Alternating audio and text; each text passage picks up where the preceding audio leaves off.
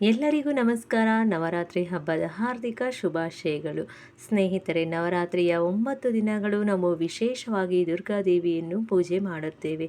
ಹಾಗೆಯೇ ಒಂದೊಂದು ದಿನ ಒಂದೊಂದು ದೇವಿಯ ಅವತಾರ ಮತ್ತು ಪ್ರಸಾದ, ಹೂವು, ಹಣ್ಣು, ಬಣ್ಣ ವಿಶೇಷವಾಗಿರುತ್ತದೆ. ಹಾಗಾದರೆ ಯಾವ ದಿನ, ಯಾವ ಬಣ್ಣ, ಯಾವ ಹೂವು, ಪ್ರಸಾದವನ್ನು ನಾವು ದೇವಿಗೆ ಅರ್ಪಿಸಿ ಬೇಡಿಕೊಳ್ಳಬೇಕು ಎಂಬುದರ ಬಗ್ಗೆ ನಿಮ್ಮೊಂದಿಗೆ ಹಂಚಿಕೊಳ್ಳುತ್ತಿದ್ದೇನೆ.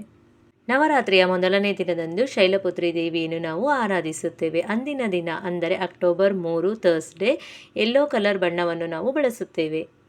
ಹಾಗೆ ದೇವಿಗೆ ಪ್ರಿಯವಾಗಿರ್ತಕ್ಕಂತಹ ದಾಸವಾಳದ ಹೂವನ್ನು ಅಂದಿನ ದಿನ ಕೆಂಪು ಬಣ್ಣದ ಹೂಗಳನ್ನು ಏರಿಸಬೇಕು. ಅಂದಿನ ದಿನ ತಾಯಿ ಶೈಲಪುತ್ರಿ ದೇವಿಗೆ ತುಪ್ಪವನ್ನು ಅರ್ಪಿಸಬೇಕು. ಅಂದರೆ ತುಪ್ಪದಿಂದ ಮಾಡಿರುವಂತಹ ಯಾವುದೇ ಸ್ವೀಟ್ ಹಾಗೂ ಪಾಯಸದಂತಹ ರೆಸಿಪಿಗಳನ್ನು ದೇವರಿಗೆ ನೈವೇದ್ಯವನ್ನಾಗಿ ಮಾಡಬಹುದು. ಎರಡನೇ ದಿನವಾಗಿ ನಾವು ಬ್ರಹ್ಮಚಾರಿಣಿ ದೇವಿಯನ್ನು ಆರಾಧನೆ ಮಾಡುತ್ತೇವೆ. ಅಂದಿನ ದಿನದ ಬಣ್ಣ ಹಸಿರು. ಅಂದು ಅಕ್ಟೋಬರ್ 4ನೇ ತಾರೀಕು ಶುಕ್ರವಾರವಾಗಿರುತ್ತದೆ. ಅಂದು ನಾವು ದೇವಿಗೆ ಪ್ರಿಯವಾದ ಹಳದಿ ಬಣ್ಣದ ಸೇವಂತಿಗೆ ಹೂವನ್ನು ಅರ್ಪಿಸಬೇಕು. ಅಲ್ಲದೆ ಅಂದಿನ ದಿನ ತಾಯಿಗೆ ನಾವು ಸಕ್ಕರೆಯನ್ನು ಬಳಸಿ ಮಾಡಿರುವಂತಹ ಯಾವುದೇ ಸ್ವೀಟನ್ನಾದರೂ ಪ್ರಸಾದಕ್ಕಾಗಿ ಇಡಬಹುದು.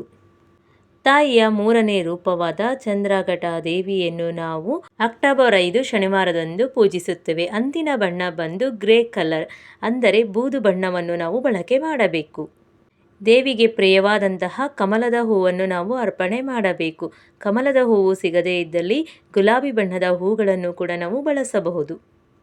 ದೇವಿಗೆ ಹಾಲಿನಿಂದ ಮಾಡಿದಂತಹ ಪದಾರ್ಥಗಳು ತುಂಬ ಇಷ್ಟವಾಗಿರುವುದರಿಂದ ನಾವು ಕೀರು ಆಗಿರ್ಬೋದು, ಸಬ್ಬಕ್ಕಿ ಪಾಯಸ, ಹಾಲನ್ನು ಬಳಕೆ ಮಾಡಿರುವಂತಹ ಯಾವುದೇ ಪ್ರಸಾದವನ್ನಾದರೂ ಅರ್ಪಣೆ ಮಾಡಬಹುದು.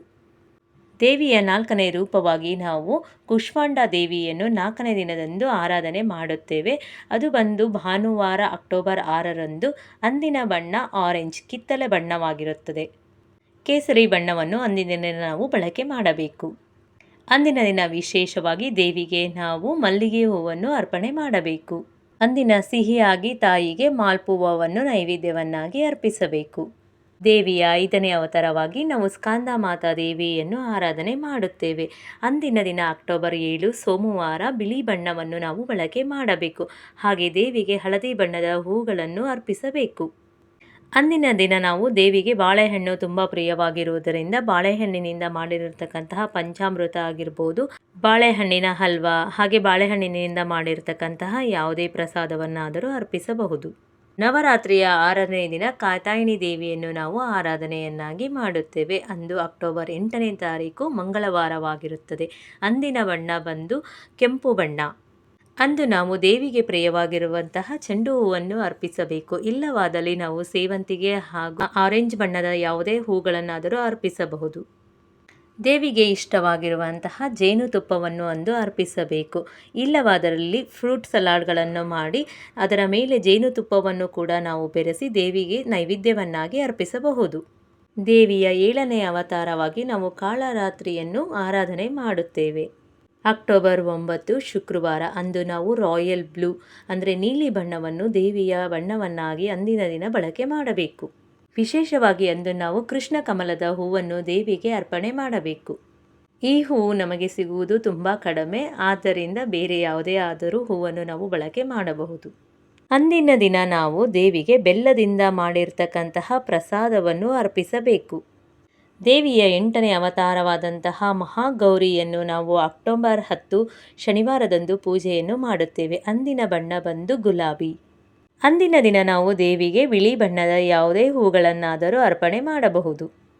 ಅಂದಿನ ದಿನ ನಾವು ವಿಶೇಷವಾಗಿ ದೇವರಿಗೆ ತೆಂಗಿನಕಾಯಿಯಿಂದ ಮಾಡಿರ್ತಕ್ಕಂತಹ ಯಾವುದೇ ಪ್ರಸಾದವನ್ನಾದರೂ ಅರ್ಪಣೆ ಮಾಡಬಹುದು. ಕೊಬ್ಬರಿ ಕಡುಬು ಆಗಿರಬಹುದು, ಕೊಬ್ಬರಿ ಹೋಳಿಗೆ ಆಗಿರಬಹುದು, ಕೊಬ್ಬರಿ ಮಿಠಾಯಿ ಯಾವುದನ್ನಾದರೂ ನಾವು ಅರ್ಪಣೆ ಮಾಡಬಹುದು. ನವರಾತ್ರಿಯ 9ನೇ ದಿನದಂದು ಕೊನೆಯ ದಿನವಾಗಿದ್ದು ಸಿದ್ಧಿದಾತ್ರಿ ದೇವಿಯನ್ನು ನಾವು ಅಕ್ಟೋಬರ್ 11 ಶುಕ್ರವಾರದಂದು ಪೂಜೆ ಮಾಡುತ್ತೇವೆ. ಅಂದಿನ ಬಣ್ಣ ಬಂದು ಪರ್ಪಲ್, ಜಾಂಬಳಿ ಬಣ್ಣವನ್ನು ನಾವು ಬಳಕೆ ಮಾಡಬೇಕು. ಅಂದು ನಾವು ದೇವಿಗೆ ಸಂಪಿಗೆ ಹೂವನ್ನು ಅರ್ಪಿಸಬೇಕು. ದೇವಿಗೆ ನಾವು ಹೆಸರುಬೇಳೆಯಿಂದ ಮಾಡಿರತಕ್ಕಂತಹ ಪ್ರಸಾದವನ್ನು ಅರ್ಪಣೆ ಮಾಡಬೇಕು. ಹೆಸರುಬೇಳೆ ಪಾಯಸವನ್ನು ಅರ್ಪಿಸಬೇಕು. ನವರಾತ್ರಿಯ ಈ 9 ದಿನದ ಪೂಜೆಯಷ್ಟೇ ವಿಶೇಷವಾಗಿ 9 ಬಣ್ಣದ ಹೂಗಳು, 9 ಪ್ರಸಾದಗಳು ಮತ್ತು 9 ಬಣ್ಣಗಳಿಗೂ ಒಂದೊಂದು ವಿಶೇಷ ಹಿನ್ನೆಲೆ ಇದೆ. ಈಗಾಗಲೇ ನಾನು ಕೆಲವೊಂದು ವಿಡಿಯೋದಲ್ಲಿ ಇದರ ಬಗ್ಗೆ ಮಾಹಿತಿಯನ್ನು ಕೊಟ್ಟಿದ್ದೇನೆ. ನಿಮಗೆ ಸಮಯ ಸಿಕ್ಕಾಗ ಅದರ ಪೂರ್ಣ ಮಾಹಿತಿಯನ್ನು ತಿಳಿದುಕೊಳ್ಳಿ. ಧನ್ಯವಾದಗಳು.